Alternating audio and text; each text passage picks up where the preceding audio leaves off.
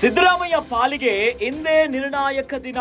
ಮುಖ್ಯಮಂತ್ರಿ ಸಿದ್ದರಾಮಯ್ಯಗೆ ಗುರುವಾರ big day ಆಗಿದೆ. ಮೂಡ ಚಕ್ರವ್ಯೂಹದೊಳಗೆ ಸಿಲುಕ್ತಾರ ಸಿಎಂ ಸಿದ್ದು.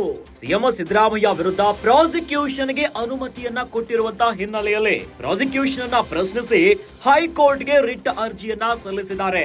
ರಿಟ್ ಅರ್ಜಿಯನ್ನ ಸಲ್ಲಿಸಿರುವಂತಹ ಮುಖ್ಯಮಂತ್ರಿ ಸಿದ್ದರಾಮಯ್ಯನವರು ಆದ್ರೆ ಇಂದು ಸಿದ್ದರಾಮಯ್ಯ ಪರ ವಾದವನ್ನ ಮುಂದುವರಿಸಲಿದ್ದಾರೆ ಸಿಂಘ್ವಿ. ಅಭಿಷೇಕ್ ಮನು ಸಿಂಘ್ವಿ ಸುಪ್ರೀಂ ಕೋರ್ಟ್ ನ ಹಿರಿಯ ವಕೀಲರು. ಈಗಾಗಲೇ ರಾಜ್ಯಪಾಲರ ಪರವಾಗಿ ಎಸ್.ಜಿ. ತುಷಾರ್ ಮೆಹ್ತಾ ಅವರು ವಾದವನ್ನ ಮಾಡಿದ್ರು. ಇನ್ನು ದೂರುದಾರರ ಪರ ಮಣವಿಂದರ್ ಸಿಂಗ್, ರಾಘವನ್, ಪ್ರಭುಲಿಂಗ ನಾವದಗಿ, ಲಕ್ಷ್ಮೀ ಅಯ್ಯಂಗಾರ್ ಅಲ್ಲದೆ ಸಿಎಂ ಪರ ಎಸ್.ಜಿ. ಅಡ್ವೊಕೇಟ್ ಜನರಲ್ ಕೂಡ ವಾದವನ್ನ ಮಾಡಿದ್ರು.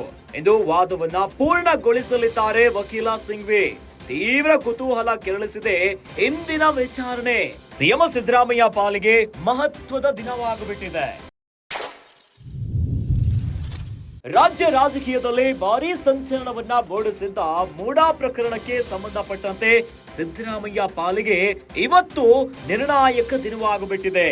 ಒಂದು ರೀತಿಯಾಗಿ ಗುರುವಾರ ಸಿಎಂ ಸಿದ್ದರಾಮಯ್ಯನವರ ಪಾಲಿಗೆ ಬಿಗ್ ಡೇ ಆಗಿಬಿಟ್ಟಿದ್ದಾರೆ. ಯಾಕಂತಂದ್ರೆ ಮೂಡಾ ಚಕ್ರವ್ಯೂಹದೊಳಗೆ ಸಿಲುಕ ಬಿಡ್ತಾರಾ ಸಿಎಂ ಸಿದ್ದು ಅನ್ನುವಂತಹ ಯಕ್ಷ ಪ್ರಶ್ನೆ ಉದ್ಭವ ಆಗಿದೆ.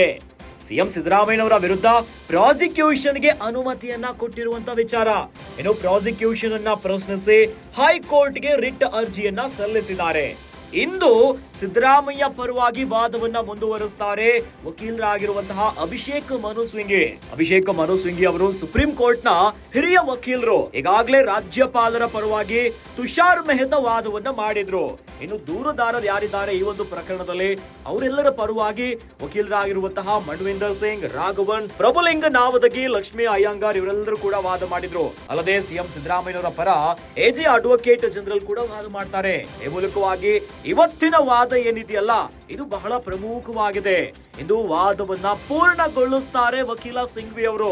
ಹೀಗಾಗಿ ತೀವ್ರ ಕುತೂಹಲ ಕೆರಳಿಸಿದೆ ಇವತ್ತಿನ ವಿಚಾರಣೆ.